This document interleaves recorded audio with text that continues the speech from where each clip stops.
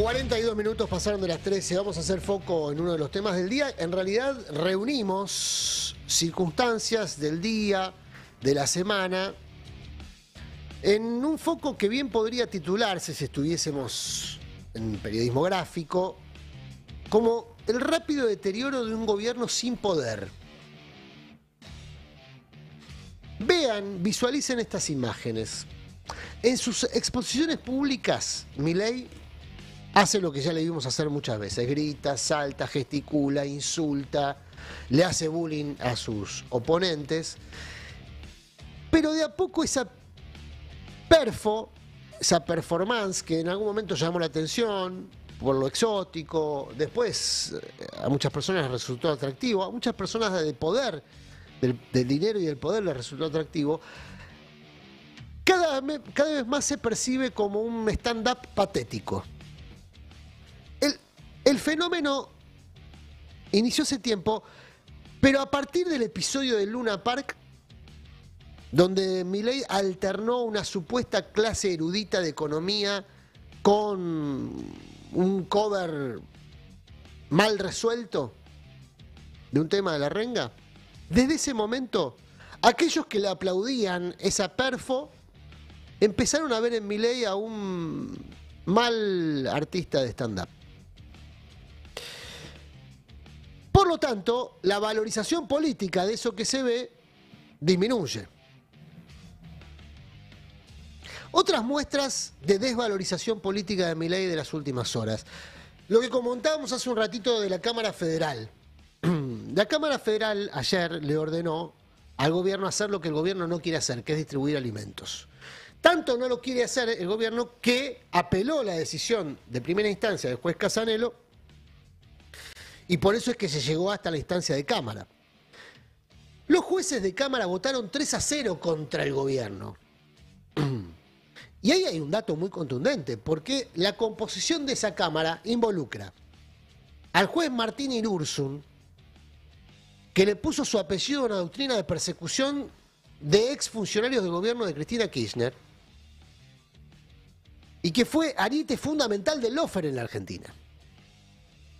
Los otros dos que firmaron, en el caso de Fara, no se queda muy atrás respecto a Irursun, hombre siempre muy sensible a los intereses del poder económico, y Boico, que fue el único juez federal que se incorporó a Comodoro Pi en tiempos de Alberto Fernández.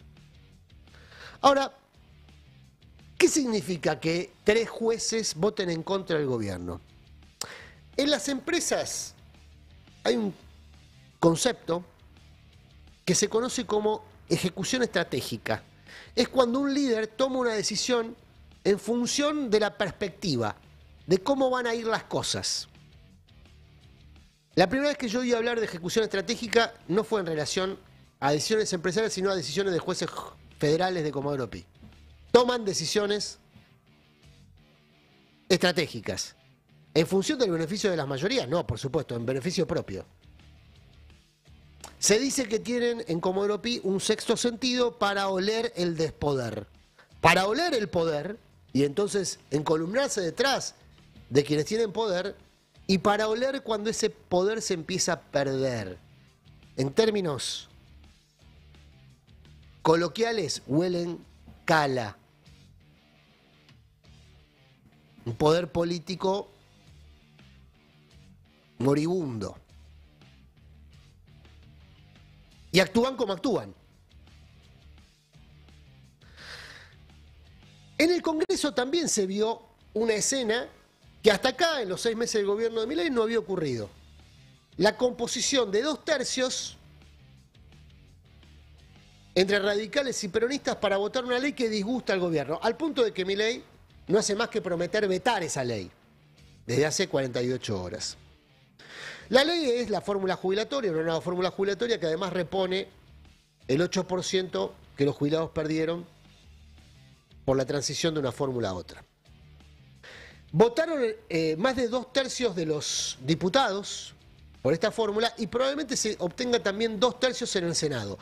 Si Milei vetara, como dice que va a ser, la ley que emite el Congreso, con reunir nuevamente 2/3 en diputados y en el Senado, la ley quedaría vigente contra los deseos del presidente. Sería una situación muy inusual, porque los 2/3 son muy difíciles de conseguir. Imagínate qué tan difíciles son de conseguir los 2/3, que es lo que prevé la Constitución para iniciar el proceso de un juicio político. Se necesitan 2/3 para iniciar un juicio político al presidente. ¿Será eso lo que preocupa al gobierno? Más que la fórmula jubilatoria, que se haya obtenido 2/3 en diputados y en el Senado. No sé si al gobierno lo preocupa particularmente, pero sí eso lo huelen los mercados. Los mercados, más que preocuparse por el impacto fiscal de la fórmula jubilatoria, lo que se preocupa es la perspectiva de incertidumbre de un gobierno que pierde poder y un Congreso que llega a los 2/3. ¿Cómo se manifiesta esta incertidumbre? Bueno, con lo que contábamos hace un ratito, tercera jornada consecutiva de caída de los bonos, aumento del riesgo país, salida tumultuosa de fondos de inversión que habían llegado para hacer la timba que les proponía Toto Caputo y ahora están reclamando los dólares para rajarse. El problema es que el gobierno no tiene dólares, porque el campo no liquida los dólares que tiene atesorados con forma de trigo, perdón, de granos. Y ahí hay un problemón, más que un nubarrón.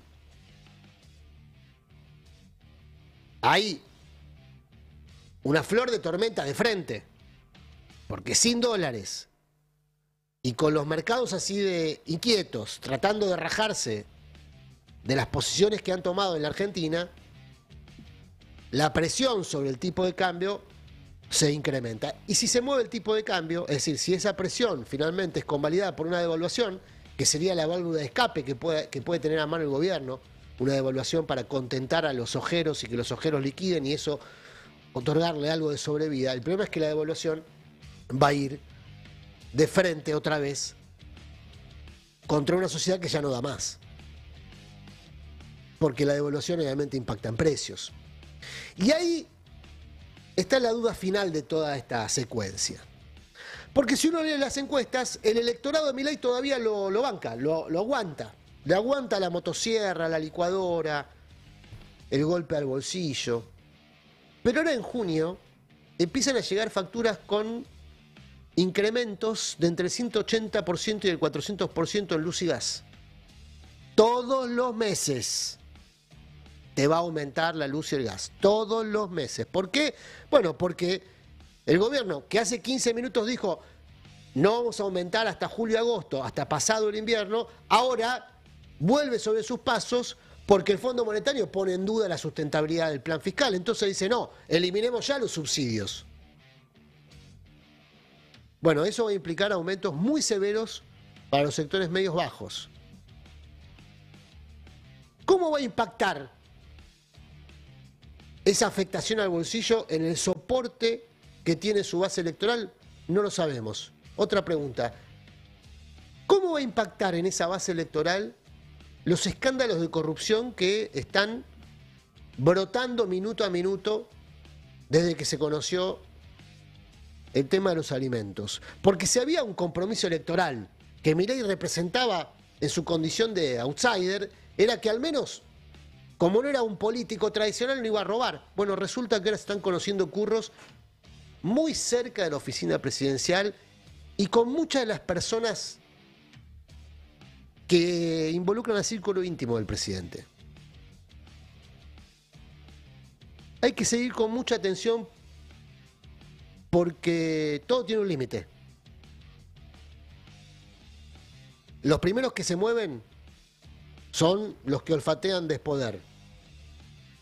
Pero la sociedad, que quizá tiene otras urgencias, quizá no tiene otras urgencias, y no están en el minuto a minuto del despoder, olfatea sus propias necesidades que no son cubiertas.